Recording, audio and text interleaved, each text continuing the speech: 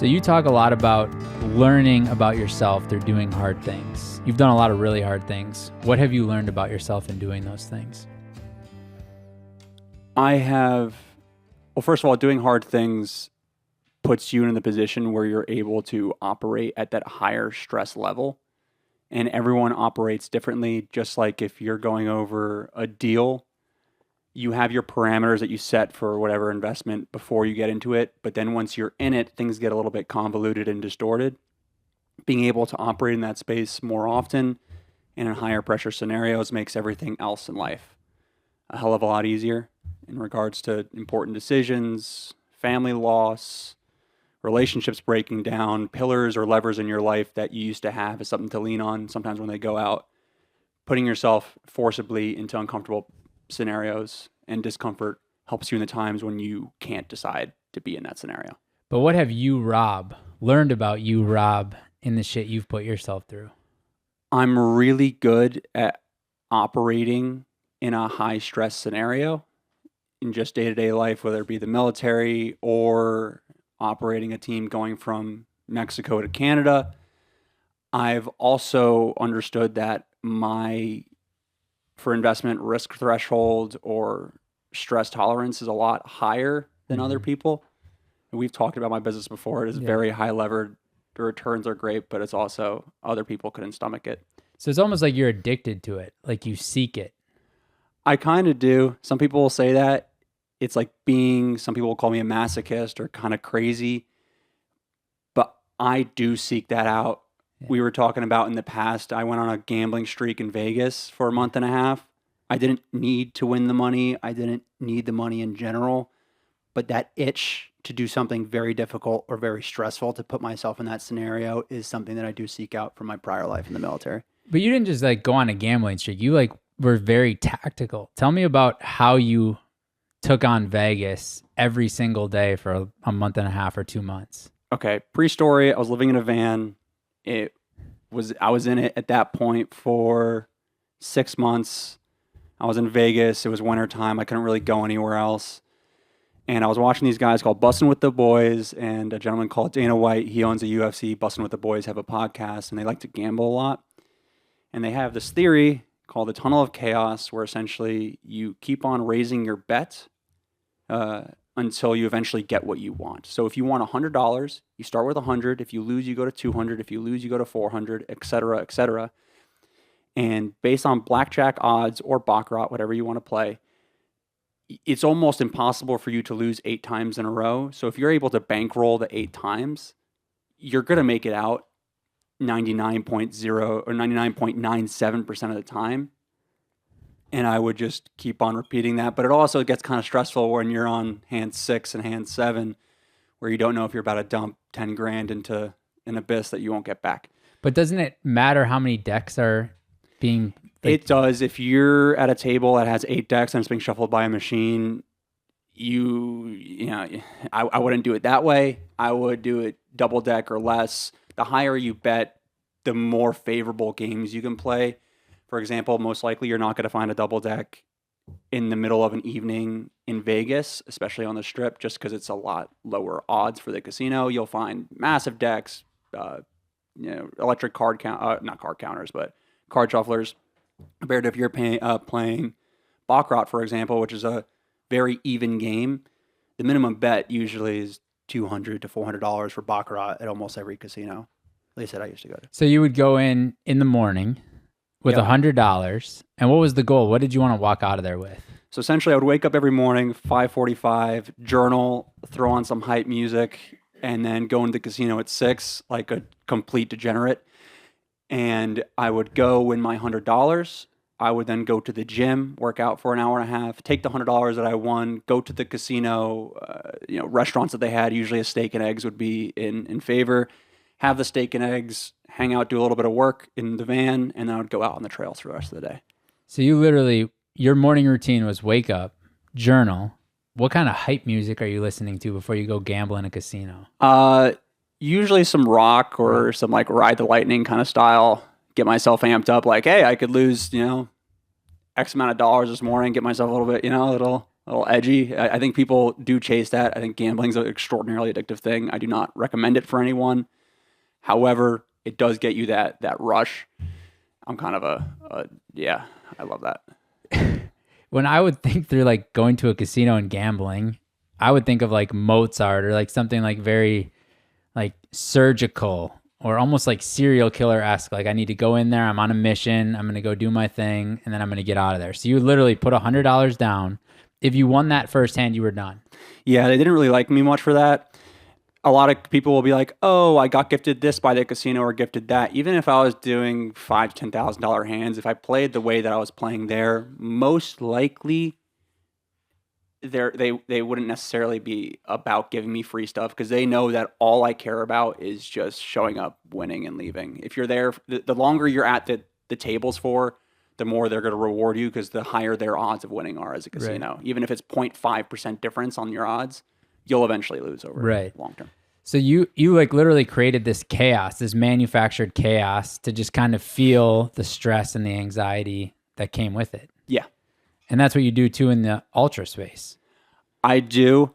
In the ultra space, I started doing that when just before I turned 21, I got off of a submarine, and then 5 days later was my 21st birthday.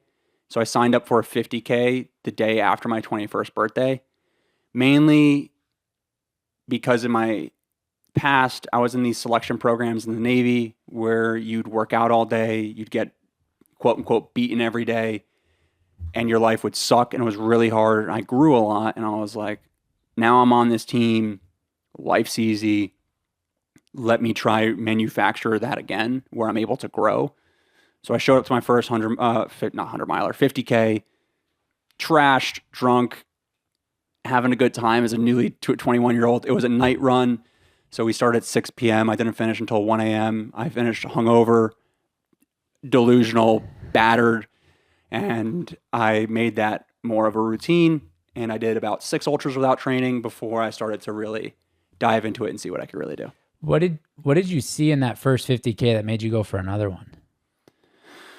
I think it's what I saw in selection. Is when you get put into a position where I used to call it putting someone in check.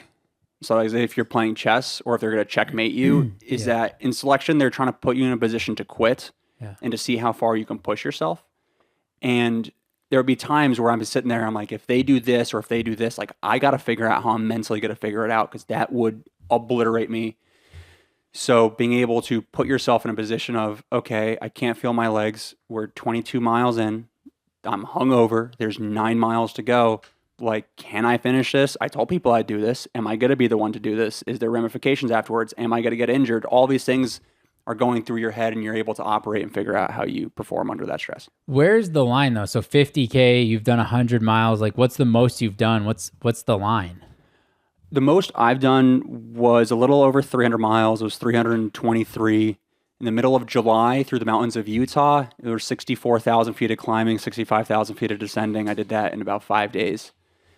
And that was, I discovered that there's not a threshold, but like a governor where you just push to the point of you can't really move any faster, but you can exist in that space for if you just kept on feeding me and you made that event 15 days, I'd be going the same pace, same mental headspace. So I haven't pushed any further than that, but I think that I got to the point where it's like, hey, I could do this pretty much in perpetuity. Just really want this to be over now. Do you think you'll ever go past that? I'm not sure. There are events that I could do that. However, doing that and then also operating a business or having a family or any sort of relationships in general, training for that, your weekends become long runs, your day becomes recovery. It's very difficult to multitask the two. I have experienced that, and I've experienced that through others that I've helped. So I don't necessarily know if I'm discovering that anymore. And the discovery part is huge, especially as you're going out on your ride. The things that you've never done before, as you've also experienced with business, is where you grow. And eventually you're like, I'm not growing. I'm just doing stuff that I know I could do. Right. Yeah, that was what was interesting about signing up for the 100-miler that I didn't train for was like you find that breaking point and then you see what's on the other side of it. Now, when I was doing that, and thank goodness for your help and for Melissa's help in crewing it, because I came totally underprepared. But I had a couple little injuries that could have jeopardized the ride. And so the biggest lesson I learned in that experience for me was sort of this idea of conflicting goals. Like, we have all these goals to start a year, we have all these goals in our lifetime, and sometimes they can contradict one another. And so I was in that moment, I was like, wow, these two things kind of compete against each other. One, I'm really committed to, we've already raised over $270,000 for, and we have a plan and a process and a purpose. The other was just sort of ego, like the ego talking. But what I've discovered about myself is when you can seek the adrenaline, it makes everything else far easier. So when I wrote a bull, I realized how much I could actually be scared. And then when it came time to do a $10 million deal or have those hard conversations, it's like, well, this isn't a 2,000 pound animal that's going to kill me. So it doesn't really matter that much. Like, this isn't life or death. In your experience with all of the athletes you've worked with, are people in the ultra space doing it to run from something? Run from trauma, run from fear, run from the noise in their own head? Or are they doing it in pursuit of something else? Most of the time, it is running from something with the people that I've been with, but they usually run into something else, which is finding that opportunity of like, oh, things that I was running from aren't hard anymore. Mm-hmm. The other things that are coming up aren't that hard anymore. It also depends on the person's self-perspective and how they operate their life. I have seen people that just run specifically for mental health or run because they have this, that, and the other going on in their life and they just want to forget about it. Ton of those friends. I also have the friends that go, hey, I don't want to do like X, Y, or Z anymore in the endurance space because I've already gotten the benefits out of that, because you can only squeeze a lemon so far. Yeah.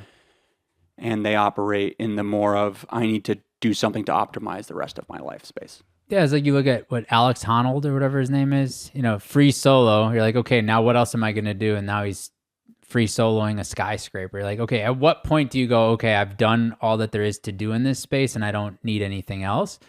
And I think for some people, it's just like almost like meditative. Like, you get to the point where you realize how good you are at pushing through that breaking point or overcoming that fear. And you're like, this is just where I'm at peace. I mean, we just did the On the Ranch and you were driving the tractor and I was like, this is where I'm at peace. You're moving round bales of hay, you're feeding animals. For those people, it's like 100 miles in, 200 miles in, they're just at peace. They've silenced the noise in their mind and they're just with themselves, almost like meditating, it seems. Yeah, I haven't thought about it from that aspect before. I guess I'm kind of a guy who always wants to get something out of of something that I'm doing, at least to maximize my time on this earth. But that's actually a great point, is like, if you don't usually find peace in your day-to-day, and that is your realm of opportunity for that makes sense. And finding your peace is almost a version of maximizing your time on earth, right? Like, because a lot of us, I think, live as though we have to have all this chaos and we have to have all these things and what's the next thing and the Amazon orders and all this stuff. And life is so short, and maximizing our time sometimes can just be present. Like, just be so present that you can feel and experience all that there is to offer. And when I was on my 40-mile walk, I realized, like, this is just peace. Like, this is just presence. Like, I'm just here in the woods, nowhere to go. I can't go faster. I probably could have gone slower, but I couldn't do that to myself. I'm like, I just have to enjoy this. Like, this is just where I am in this moment. I'm here. This is the now, and I'm just going to enjoy it and embrace it. Also, for perspective, for anyone listening, he means Rocky Raccoon that he tried to run and then wound up walking about 33 miles of it. Yeah, Logan and I, who ran it, walked it with me, now referred to as our walk. And it's kind of become this thing where we just talk about, oh yeah, we talked about that on our walk, because we set out to do this 100-mile run. Injured, like a small injury tweak at mile 7. Logan was cramping up.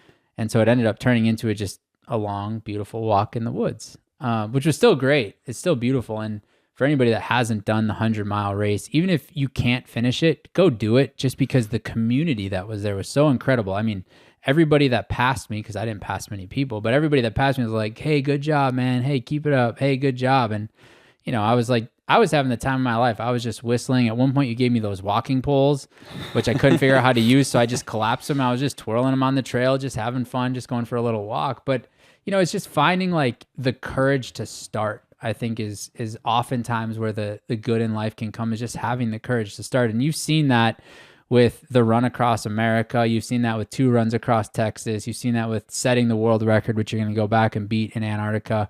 What do you think it takes from a person to actually have the courage to start?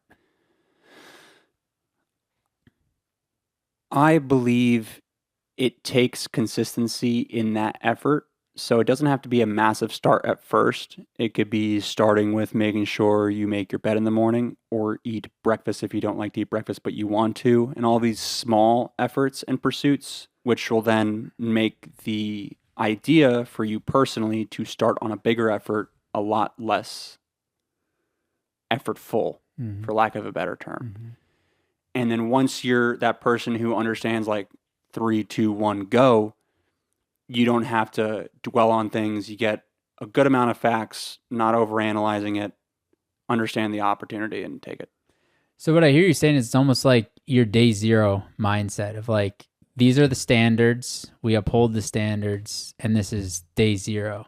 Talk to me a little bit about how you manage these run across Americas or these run across Texases or this ride that we're about to do so that every day is day zero. Explain that to me. Day zero, here's the standards. So I learned this when I was in the military, and as things go well, the culture of the team will change to a one of we got this. And that's when people die, or at least my old job, and that's when people screw things up and things go terribly wrong. So we would treat, at least I would treat every single day like it's day one, where everything is brand new, fresh. We have to learn everything, or we have to operate at this perfect standard that you're trying to hit every single time before you understand that you're good at it. This eliminates complacency, which is where all the issues come from. So when it comes to getting people across the country, I personally don't go into the hotels, or I won't go into anything that makes it enjoyable per se, just because I know that when you have that, all right, now waking up at the 3:35 alarm or 3:40 alarm is a lot more difficult. Okay, getting out of the hotel is actually a lot longer than getting out of the RV. X, Y, and Z will wind up putting you into a position where you're now missing 15 minutes on 3 evolutions a day. You've wasted 45 minutes a day for 20 days, and now you're a whole day behind where you would be. All compound, and it seems small, and it seems sadistic or overreactive on it, but every moment in an operation counts. And if I'm able to keep myself as a leader in the headspace in line with where we're going, that's how it's worked out so successful for everything that I've done. How do you parlay that into your personal life? Like, do you take that same mindset into relationship? Because I believe in relationships, a lot of people get complacent. And that's when divorce, cheating, frustration, anger, fighting happen. So do you take that mindset into your personal life as well? I do, maybe not as cognitively as I would with the ride. However, I do try to keep things nuanced from a day-to-day perspective. You make homemade cards in the first beginning part of your relationship and you stop with that, or you're making sure that date night's a priority for X amount of years or months, and then that disappears too. Or before, you'd cancel your meetings for business to be able to go make sure that you're at that event for her, but then you don't in the future. That I try to uphold. I have to cognitively do that when I do weekly planning, monthly planning, quarterly planning, to have those goals there. Because if you don't have those goals and you don't treat, at least personally, treat the relationship like it's one of these operations or like it's a business, things fall through the cracks. And do you have to, when you get into these relationships, I mean, you've got a great girlfriend now who I haven't had the privilege of meeting yet, but hopefully soon we will meet her. Soon. Like, do you have to articulate these things on the front end of like, this is how I'm wired, this is the standard, this is how I live? And do you seek that in your partner? Or is it like, this is me, this is my way, and they're going to have them and they're going to have their way? I'm pretty hands off on trying to make my partner like me. I understand I'm a little bit of a different human being.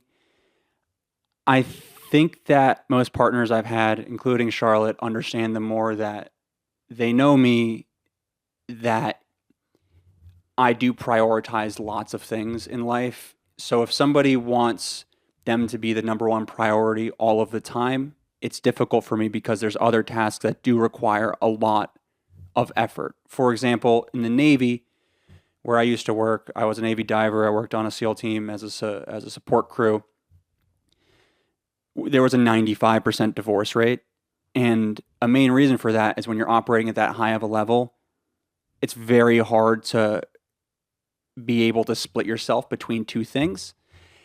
And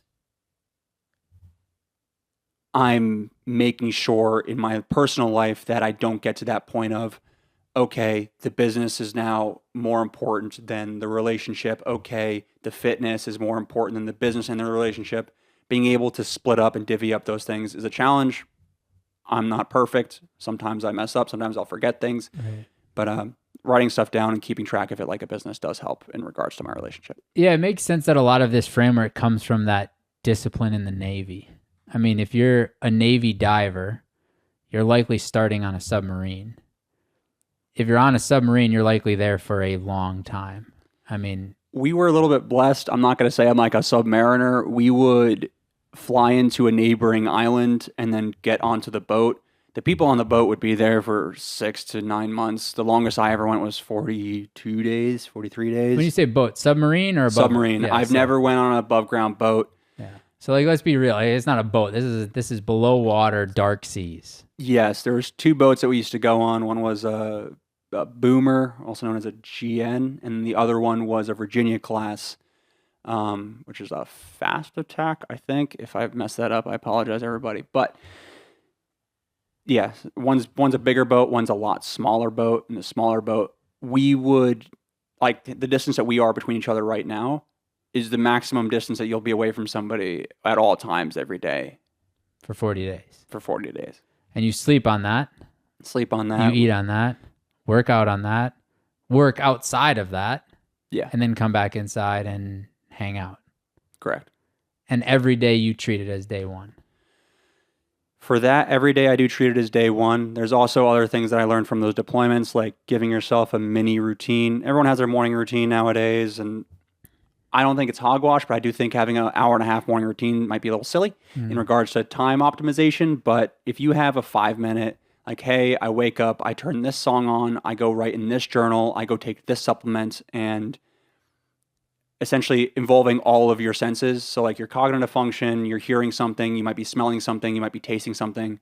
All of that at the same time within a 5-minute period can ground you drastically compared to if you don't have it.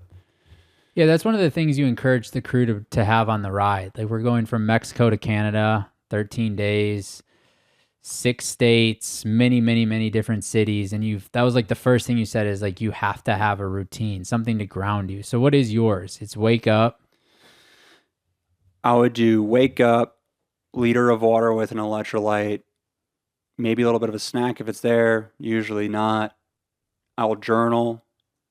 I'll maybe read something, whether that's a quote or a verse or something of the sort. And then sounds kind of crazy, like even like let's say like I was ramping up to go onto a dive. I would make sure 45 minutes before everyone else starts prepping, I would start prepping my gear while I listen to sounds of rain on my phone, because I downloaded rain sounds and thunderstorms, while I also drank an AG1, which always tastes the same, which, no offense, AG1, kind of like shit. Yeah. And do that every single time. So I knew that when that rain sound came on, my body's like, okay, it's happening. When I drank that supplement, my body's like, okay, it's happening. When I taped up my chem lights the right way every single time, it knows it's happening. And you could use those subconscious functions that your body has to your advantage rather than to your detriment.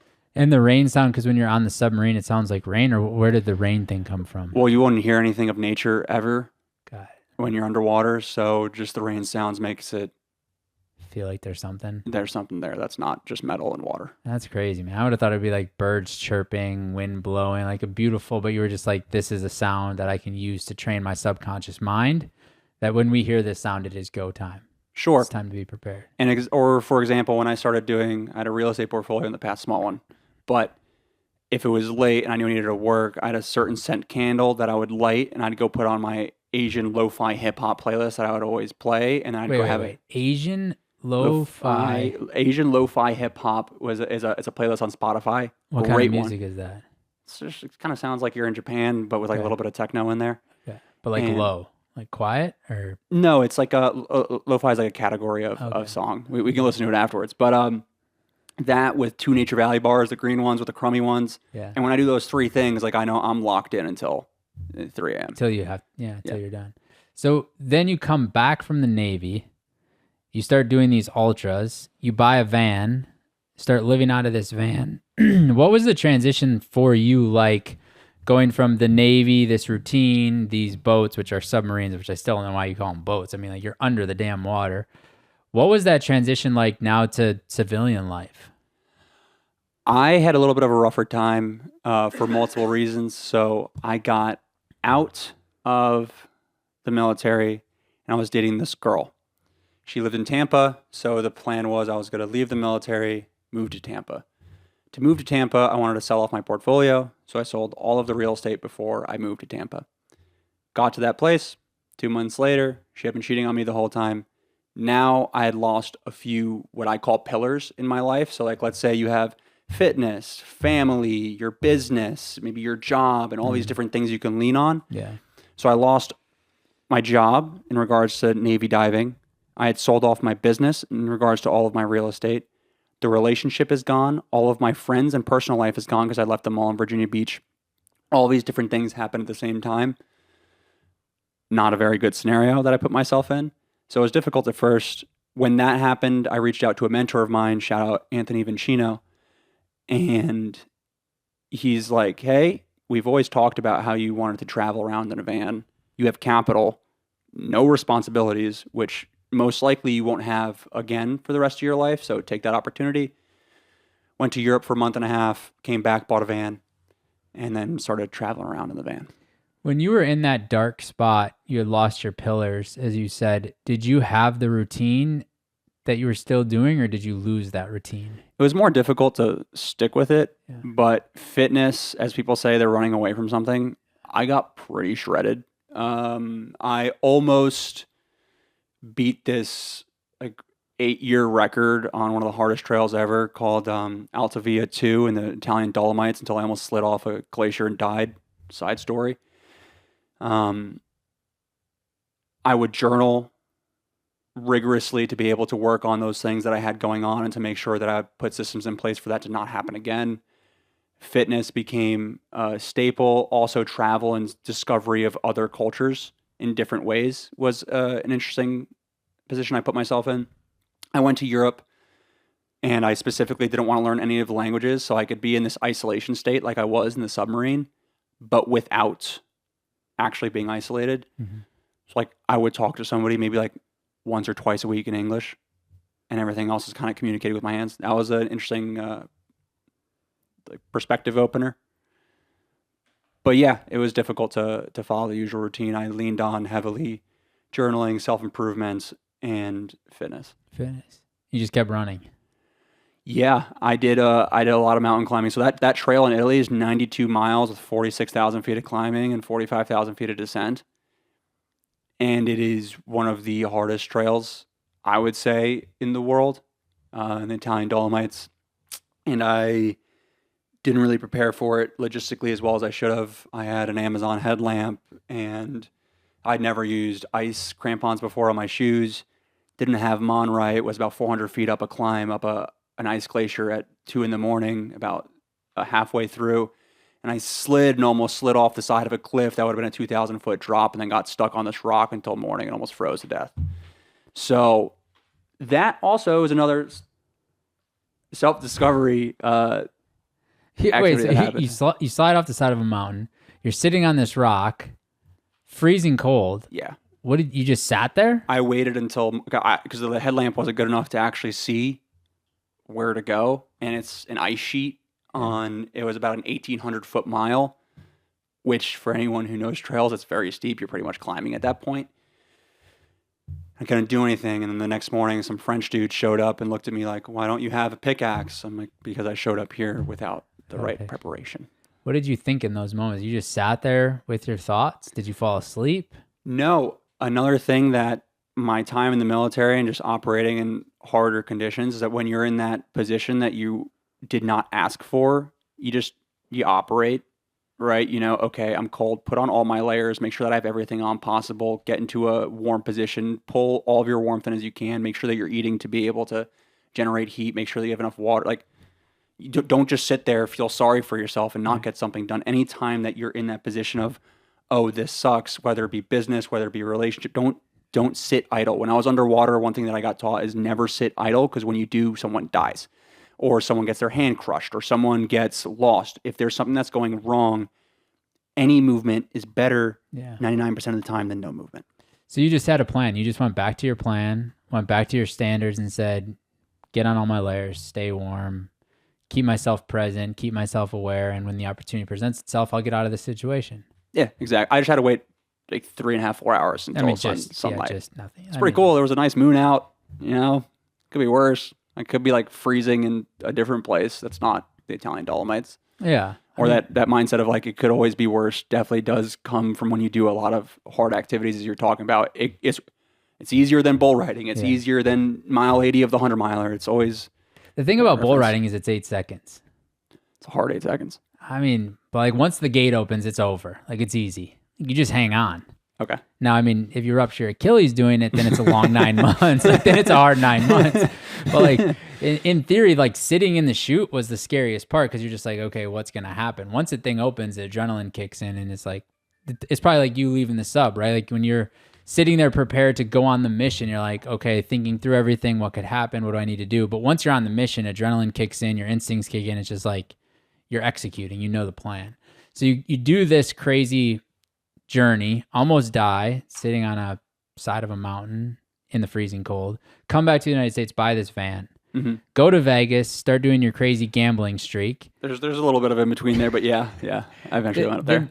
Then how do you start crewing these crazy experiences? So I have a coach, his name is Mike McKnight, and he has a friend named Ben Light. They are who I've learned the majority of my running knowledge and crewing knowledge, respectively, to each of them. And I helped my friend Mike, who is running the Arizona Trail. So that's an 850-mile trail with 120,000 feet of climbing and descent. I drove my van from New Jersey all the way out there to the border of Arizona with them and joined along. He was my coach. He helped me out with other races that I've done. I'm going to go help him. I learned a lot from Ben. Ben's arguably, in my opinion, one of the best trail crew chiefs in the world. So I got to learn a lot through him and learn a lot through Mike and his perspective on how to get through an event like that. He wound up dropping about 450 miles in. His knee swelled up to the size of a watermelon. It's pretty good look for him.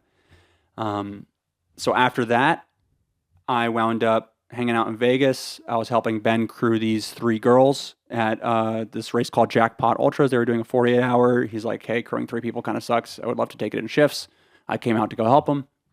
And I was introduced to the opportunity to help a guy named Paul Johnson run across the country because his crew had fallen through. I'm just gambling every day. What the hell do I have to do? Why not just help something that's a little bit bigger than gambling? Make yourself sound like this degenerate. It was a very tactical. It was a job. Tactical degeneracy gets you far.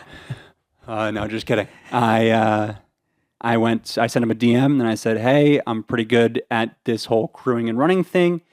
If you have a problem with your crew, just know that I am available and open to helping you for this event. We met 2 days before the start of the run and the run across America. No pay. No pay. Did it all for free, which does make it an even more interesting dynamic from a crewing perspective. Yeah, because it's like when it gets hard, like I could just leave. The whole time, which is why in that instance too, with the really long stuff, every single day is day one. Treat it like day one. Don't look too far in the future because that's how you get psyched out on how much further you have to go. Don't look at the past and what you've done right because then you'll do something wrong. Yeah, so just every day is day one. How long were you guys out there? A little under actual running, under 52 days. And then the whole op was like 57 days straight. Gobundance is a community of over 800 high performers, entrepreneurs, and investors with a combined net worth of over $5.7 billion. But look, it's not just about the money. We're about building lives of abundance. If you're ready for a tribe that challenges you to achieve a higher standard for yourself, visit gobundance.com/tribe. That's GOBUNDANCE.com/TRIBE to apply today. How did you meet Matt Johnson? I finished up with Paul. That went really well, right? So Paul raised about $650,000 for Team RWB, a massive amount of viewership. His following went from like 180,000, 150 to 180,000 to 360 when it was done.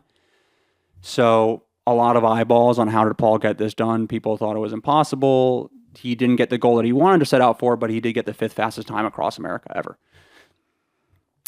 And honestly could have gotten 3rd, but we decided to time it for a charity run. Then Matt reached out saying, hey, Paul told me about you, or something that I saw you online. I'm looking to run across Texas. Is it something you'd be interested in? And I entertained the idea. It's like, first, let me go see your training because I'm not just going to help somebody for no reason. And then he started offering pay. I didn't charge nearly anything just because I was like, let me go charge him something to see if he's not just talking all this smack that he's going to do it and then just bail. And yeah, help Matt. I met him again 2 days before the start of his run across Texas in person for the first time, and then helped him for that 18-day adventure. And then did it again. And then did it again for part 2. That one was a little bit more professional. Like, we have all the systems in place. It was the same crew, dialed in a little bit more. Also, Matt has a lot more experience, so he didn't really agree with me on a lot of things that I try to crew him on, but that was another great experience. That was 19 days north to south of Texas. When you're crewing for other people, what's in it for you? Why do you enjoy it so much? I think there's multiple things. If it's a standard, just a normal crewing gig, and let's say there's no charity, there's no records involved, I personally, my mission statement in life is to maximize my potential and the potential in others. And when I get to visually see people that have not been on a trip of this stature or this difficulty be able to push past their limits as a crew member and then also pass through their limits as an athlete, that is very rewarding for me.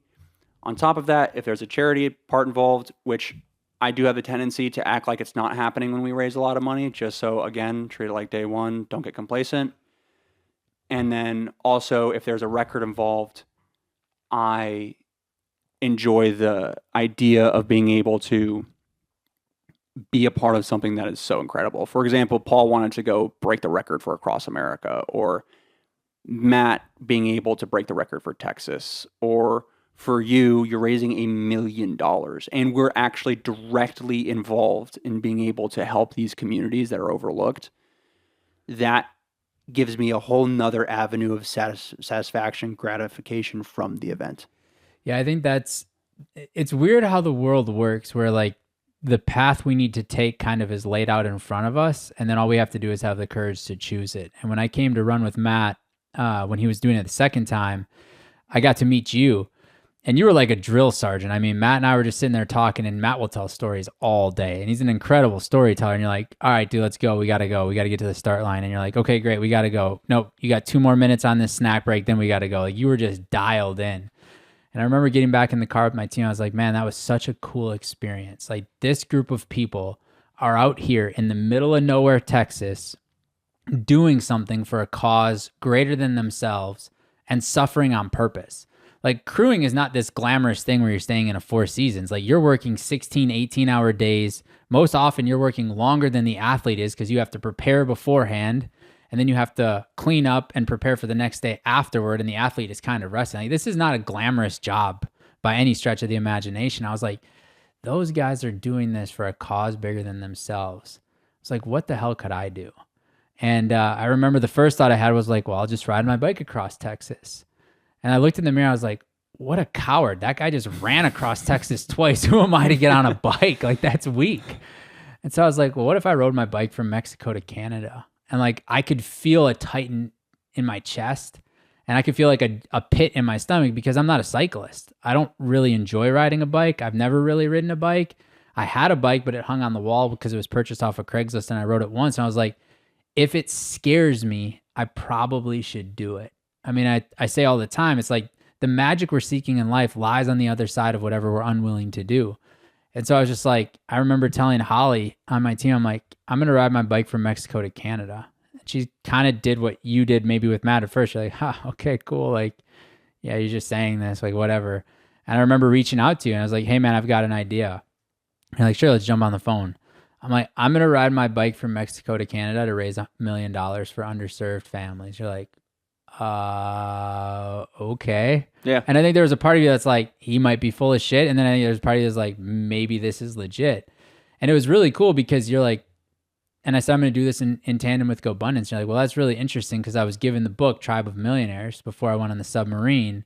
And I had read that book and I'd had this on my vision board. And like, it's just weird how the world works where that path is literally laid out in front of us. So now here we are and we've built a friendship.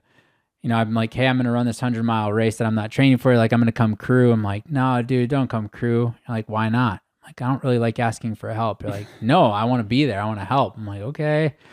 And I remember telling Logan when we were walking and my wife after, I'm like, there is 0% chance I would have done it without Rob. Like, I didn't finish anyways, but had you have not been there, the chances of me completing it were 0.000. Like, I still didn't finish, but my odds were much better because you were there.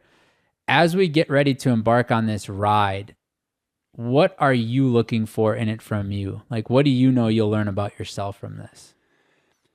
I think that there's a different stack of, I wouldn't say rules, but unwritten rules on different personalities that you crew.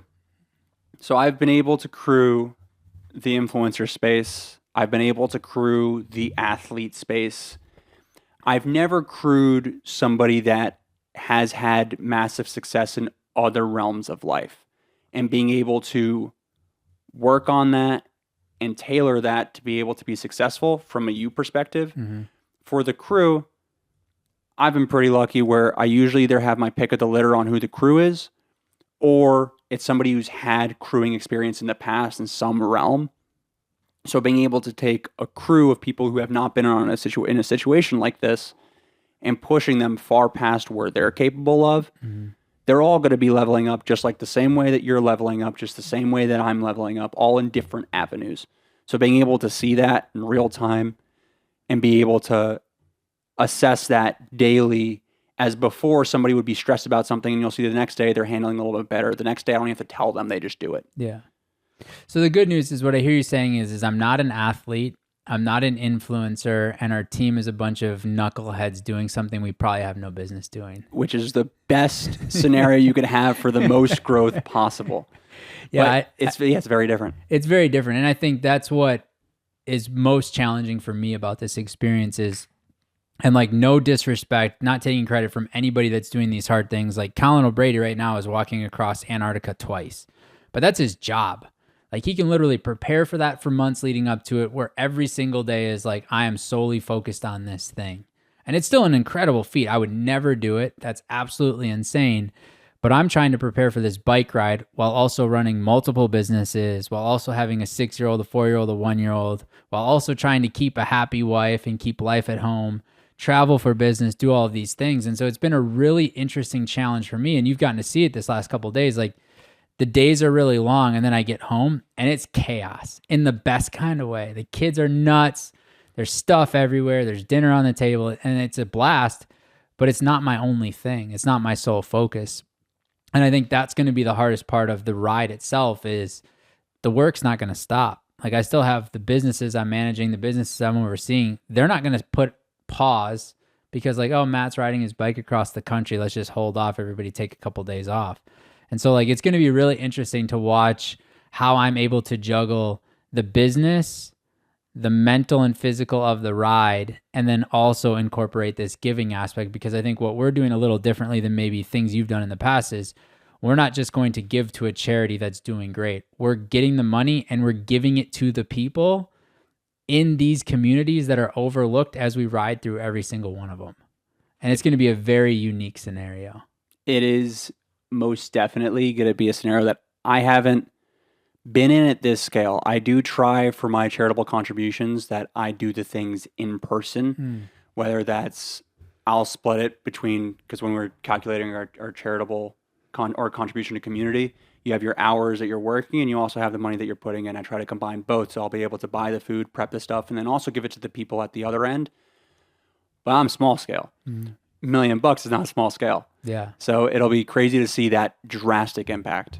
Yeah. It's going to be cool to see how that giving doesn't just impact us that are there in person, but impacts the people watching on the other side. I mean, documenting it daily in vlogs, social media, all of that stuff. Like, we're going to really bring the feeling of the giving to everybody that's donated, everybody that's following along on the journey. And, you know, my hope from this whole thing is that we create a movement of good. Like, there's overlooked communities all across the United States, all across the world, but let's just focus on the United States. There's overlooked communities everywhere that all of us are guilty of saying, like, I'll stop at the next town because it's a little nicer. I'm just going to keep driving till that next exit. But there's humans in those towns that deserve to be seen and loved and heard, and might just need a handshake, might just need a high five, might just need a hot cup of coffee to give them that little glimmer of hope to keep going. And my hope is that this creates a movement for people to pause and say, like, hey, are you good? How are you doing?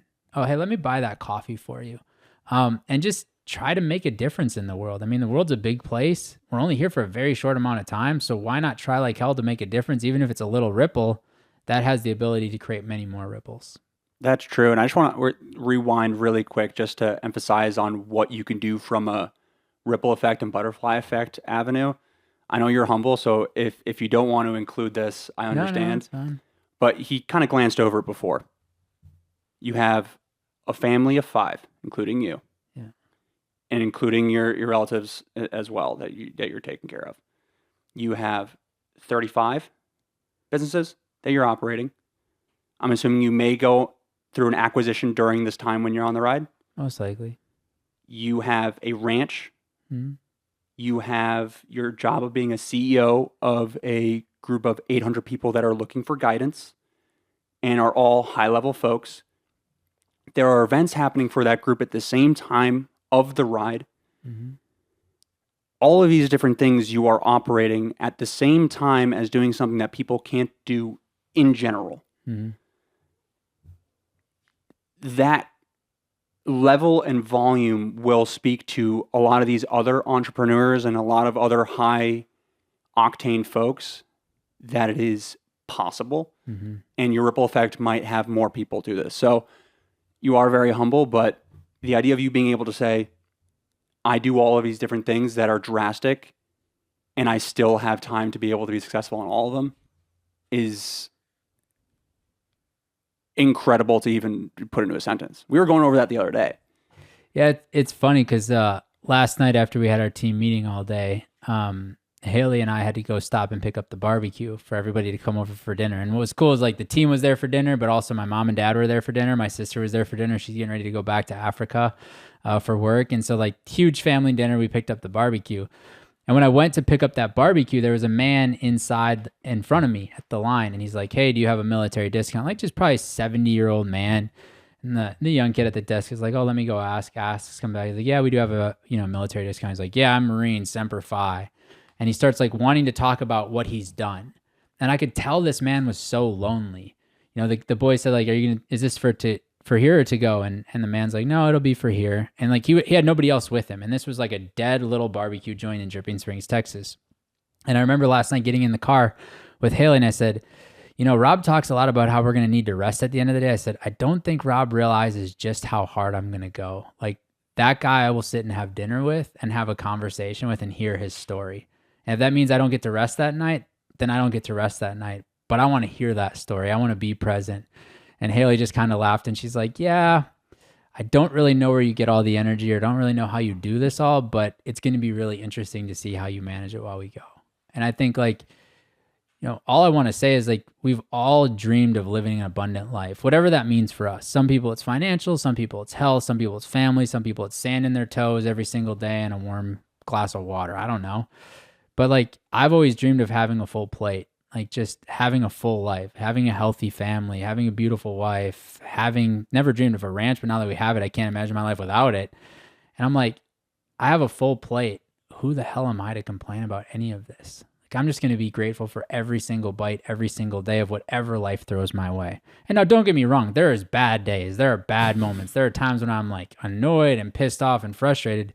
But I always reground myself in the fact that like there's billions of people in this world that don't know where their next meal is going to come from, that don't know if they're going to get water today. I'm like, who the hell am I to complain about having too much to do today?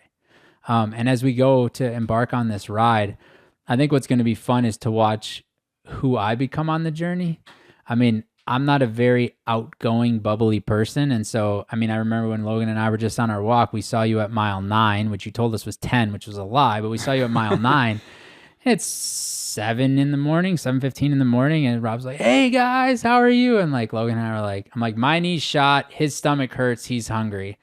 And as we were walking, we were like, how is he always so happy? Like, how is he always so positive? Like, I can already feel that through this journey, like your positivity is going to radiate through what we do giving in these communities, but also through the riders that ride along with us, through myself, and just like continue to learn and evolve as a human, which is, I think, really what we're all chasing in our life.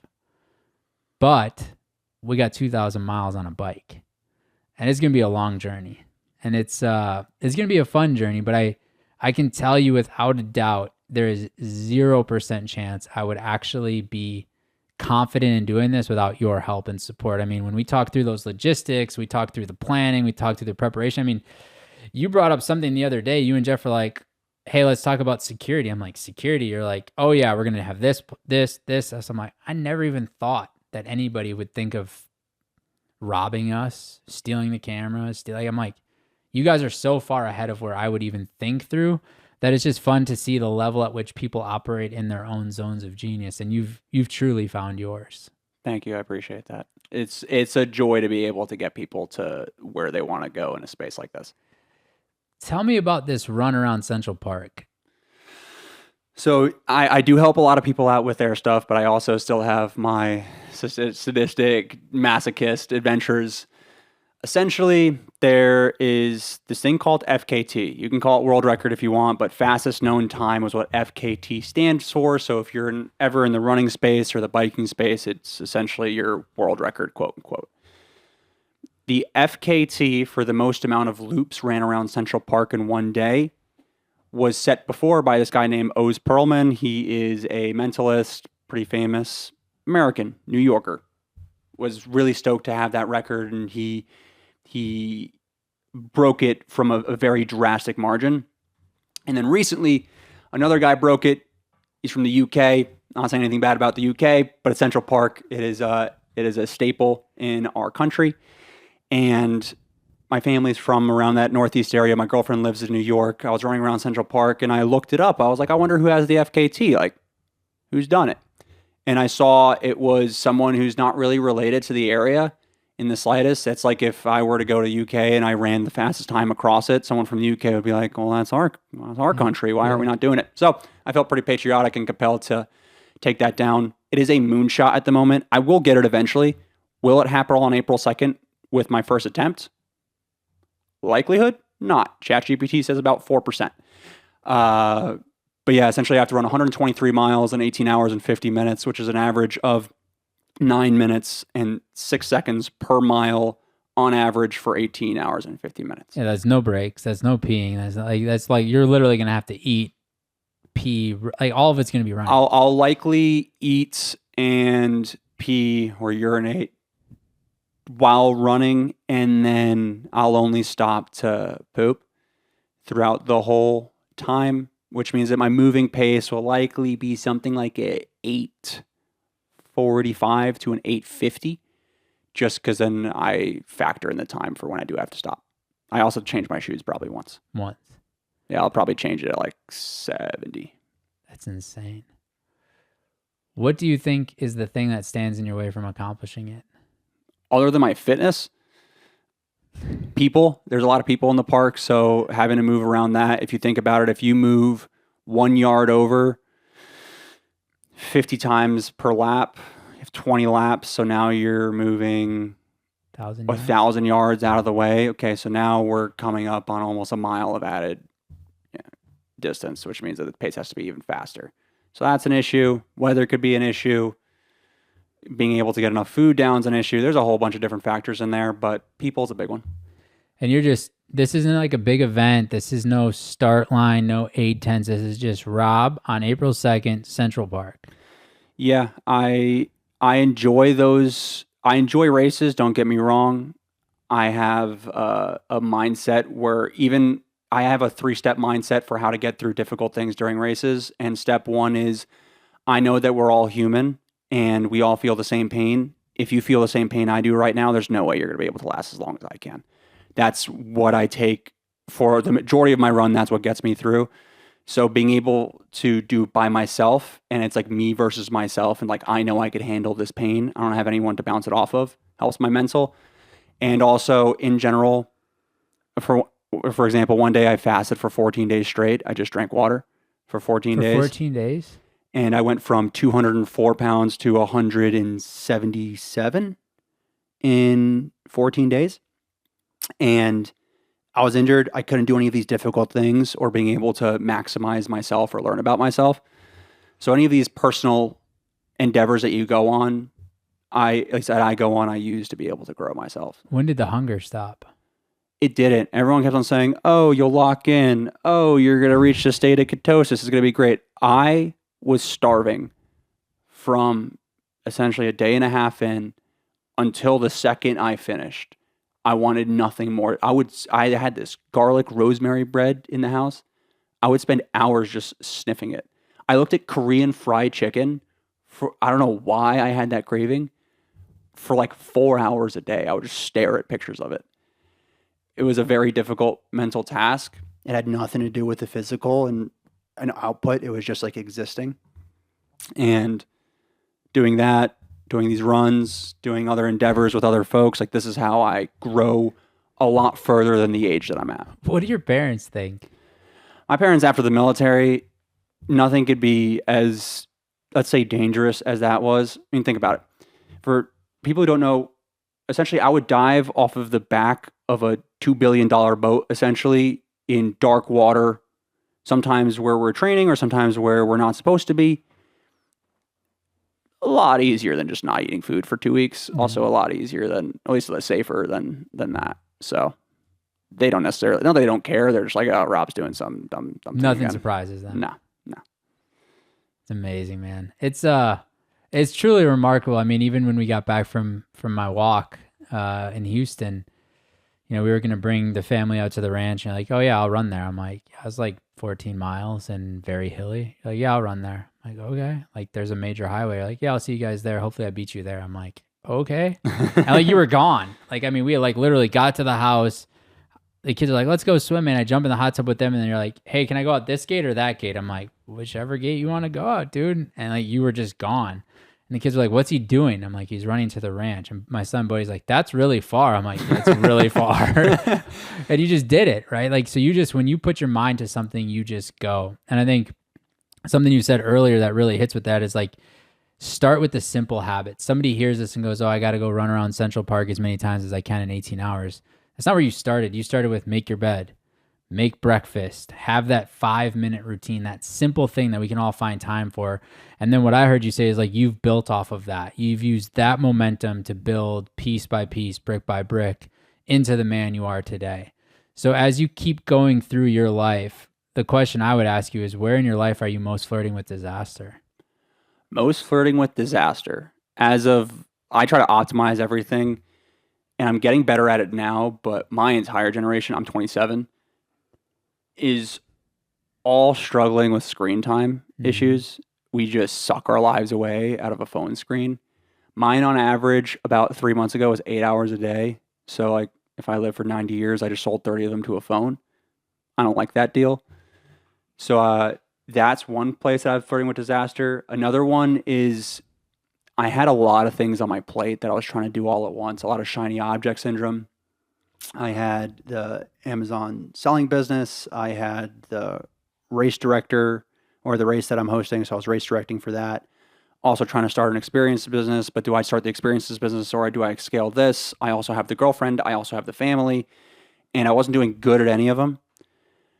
I think also a question for you at the same time, as you're further along than I am, is, in the beginning, it seems like to me it is a lot better of an idea to do good or great at one to maybe two things. Mm-hmm. And then as you learn how to be great, you're able to then split that up into different disciplines rather than trying to do everything all at once. Yeah, I think you go a mile deep before you go a mile wide. And what people make a mistake often of doing is they study your success late in life and they see you at a mile wide, but they don't go back and study the journey. You know, if you studied the Navy SEALs, you're studying the elite of the elite after they've gone through buds, after they've gone through all of this stuff. And you're like, holy cow, how am I ever going to do that? Or this is how I have to be, or this is how I have to show up. But what you don't go back and look at is who they were day one of boot camp. Like that's really who you need to study, because like you need to be that person. And then who are they on day two and who are they on day three? And so the mistake I think a lot of people make, and I'm guilty of still making this mistake in my life, I did it with the ranch, is you look at people way further in their journey than you on social media, which, let's be clear, everybody only posts the good shit out there. It's like, look at me. And it's like, you don't own that plane. You rent that apartment. That's not your view. Like, but they always post that stuff. And then you're like, oh, I got to compete with that. I got to compete with that. I got to do that. I got to be that. I have to have all these businesses, all of these things. And what we fail to do is go back and study who they were early in the journey and compare them to who we are today on the journey of where we're at right now. And I mean, I did that thing with the bike. First time I talked to Coach Joey that you connected me with, he's like, yeah, I'm training for the Olympics. I'm like, oh, okay. Like, my bike's on the wall. Like, I bought it off of Craigslist. He's like, yeah, you'll average 16 to 19 miles an hour. And the first time I got on the bike, I was like dying at 14 miles an hour. And I was like, how am I going to ever get to be 16 to 19 miles an hour? And so then I went back and I started asking him questions like, how many hours a day do you ride? He's like, most days it's like 6. I'm like, oh, so here I am not riding a bike, comparing you to me, who's training for the Olympics, who rides a bike for 6 hours a day. Like, that's a dangerous place to be, because if I try to hit that 16 to 19 minute mile every single mile on my bike without training, without doing the thing, I'm going to burn out. I'm going to blow up. And the same is true of business. The same is true of life.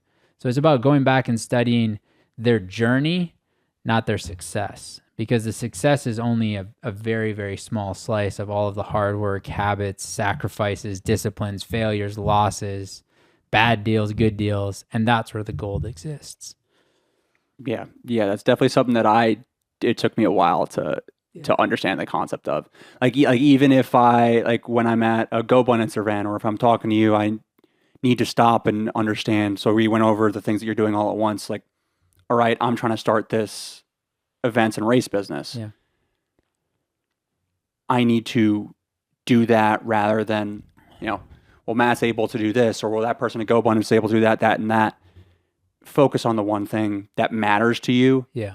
Get good at that, and then focus on doing more afterwards. Yeah, it's no different than the way you talked about you build off of your habits and your successes. Like Pat Hyman said in his book, 6 Steps to 7 Figures, he said, you stack wins on wins. So like you get a win, you stack another win. It's really hard to stack wins on losses. Like when you think about, you talked about the pillars, you had the Navy, you had the girlfriend at the time, you had your friends, you had your family, you had your real estate portfolio. It would have been easy to stack another pillar on all of those pillars had they been strong, because you have the foundation there. A lot of people make the mistake, I think, of saying, hey, let me go build this giant skyscraper on sand. It's not going to work. Like, it might work for a short amount of time, but it will fall and it will crumble. And so it's like habits and disciplines of finding a win, build on that win, find another win, build on that win. And then all of a sudden you have some wins, you have some teams, you have some processes. Now you can go say, okay, do I want to go a mile wide, or do I just love this life that I've built here today? And it's just the only way to learn these lessons, I truly think, is doing them. Like, I made all of these damn mistakes when I was younger. I still make these stupid mistakes. When we bought this ranch, there was 10 ugly black Angus on the property. I was like, oh, we should get some Longhorns. Learned that there was money in the breeding of Longhorns. Learned that there was even prettier Longhorns than the one I had. I only have 20 acres, and all of a sudden one day I looked up, I had 30 Longhorns on this property. It was way too much. I'm like, oh, this is wrong. But I thought, like, the big breeders are doing it. Like, well, they have thousands of acres. Like, who am I to compete with them? Now I can compete with them in a small manner. It just is going to require me to be a lot more educated and a lot more disciplined. And so you just learn through failure. Like, that's why there is really no such thing as failure. I'll tell people all the time, like, oh, I failed. And even when we were talking, I failed running the 100-mile race. I say that so people can understand in their language, but failure is not in my language. Like, I don't hear the word failure. Like, I hear what I learned, and I only fail if I stop. No, we stopped that race, but that's just a small moment, a small chapter of my life. I'm not going to fail because I won't stop. And I think it's just all about the labels you give things and where you spend your time, where you spend your energy, and then just finding momentum, creating momentum. Make your bed, make breakfast, journal. Okay, cool. The next day, can you add another thing? Cool. The next day, can you add another thing? Now, all of a sudden, let's talk about working out. Add that in. Same is true of business. Noted.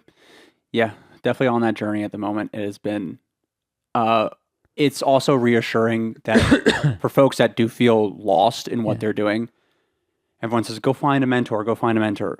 Be useful to somebody. Yeah. And it doesn't have to be the somebody that you're targeting. If you're just a useful person in general, a mentor will find you. At least that what I've seen is that because I like to help people. That's why I helped Paul out for free. That's why I was able to help Matt out for almost no money at the first time. When you do that, it pays dividends. Big time. Big time. Be a useful human being. Help other people around you before you help yourself most of the time, and it will pay dividends. Yeah, I tell people all the time, service is the Trojan horse to knowledge. If you want to learn anything, serve somebody that's doing it. And when Matt said he was running across Texas and raising money for Valor Fit to get veterans back into community, I was like, that's a cool cause. How can I be of service? Well, he needed help with donations. Tap the people I know, like, hey guys, I have a really cool opportunity where we as a group can come together to serve a cause bigger than ourselves. But I didn't just say, hey, who wants to donate money? I was like, how can I be of service to these guys? Hey, anybody that donates this money can come spend a day with me at the ranch. We'll talk about whatever you want to talk about. Bring whoever you want to bring. Anybody that gives over $5,000. Boom, $55,000 goes right to Valor Fit. When I went and ran with Matt, met you. How can I be of service? How can I help? And so I love what you just said there, because I think that truly is the missing piece to people getting to where they want to go. Is nobody's going to come knocking. Nobody's going to come asking. You have to go find the opportunity, be of service, and just do it without any expectation. And what will come back to you is far more than you could ever imagine. Yeah. So as people hear this and hear just how crazy you are, they want to come to Central Park, watch you run on April 2nd. They want to find out the next race you're going to do. They want to sign up for the bootleg boogie in Vegas next year. How do they find you? How do they follow you? How do they cheer you on from the sidelines? You can find me on Instagram, rob.sembiante. If you just type in rob.s, you'll likely find me. Send me a DM on there. Also, if you see me with somebody else, send them a DM. They'll always be able to get in contact with me. So message Matt Johnson, message Paul Johnson, all these folks that are a lot more notable to me or further along than me. If you're able to reach out to them, I'm sure they'll be able to reach out to me. Yeah, and come join us on the ride. You're going to meet Rob. You're going to see him in all of his glory and his true zone of genius, crew chief Rob. He's blunt, he's direct, but he's on mission. Every day is day one. No fucking around. No sacrificing the standards. I'm looking forward to getting to know you even better. I'm looking forward to creating the impact together that I think us and the crew are going to create on this ride. And I really enjoy you spending the time here today, feeding the animals, taking care of the morning chores for me. Of course. And I'm excited to see what you do with your life, man. Thanks for being you. Thank you.